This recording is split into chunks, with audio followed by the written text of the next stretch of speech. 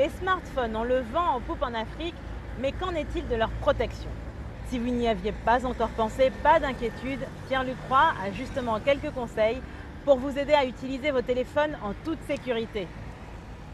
Bonjour Pierre-Luc. Salut Raissa, alors petite question, tu ne laisses pas la porte de ta maison ouverte lorsque tu sors? Sûrement pas. Eh bien, c'est pareil pour ton smartphone, il faut le fermer à clé. Pourquoi? Eh bien, avec le développement des nouvelles technologies, les smartphones sont devenus de véritables ordinateurs de poche et stockent de nombreuses données personnelles comme vos mots de passe, vos contacts, vos photos, l'accès à votre boîte email ou encore l'accès à vos réseaux sociaux ou vos comptes bancaires. Alors voici quelques astuces pour sécuriser vos appareils. Tout d'abord, verrouillez votre téléphone, car si vous ne faites pas, ce sont toutes vos informations personnelles qui sont à la merci du monde entier.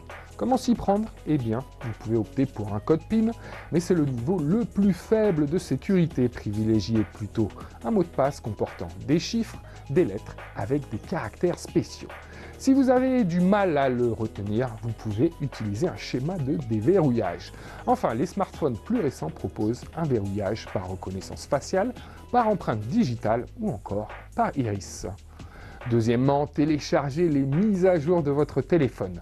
Si souvent elles incluent de nouvelles fonctions ou des changements cosmétiques, leur principal but est de corriger les failles de sécurité qui ne cessent d'être découvertes. Rester à jour est votre première ligne de défense contre les hackers et les virus.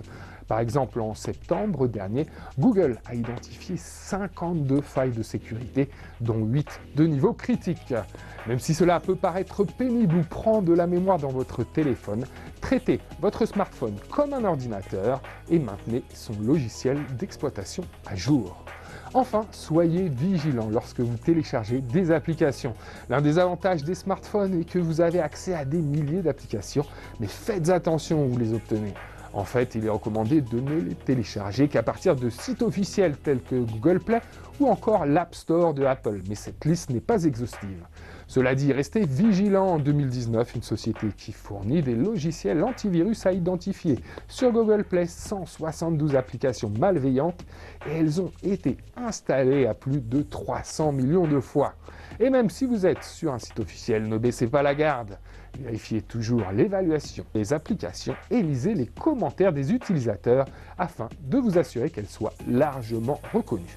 Alors petit récapitulatif, premier conseil, verrouillez votre appareil. Cela protégera vos données personnelles si votre appareil est perdu ou volé.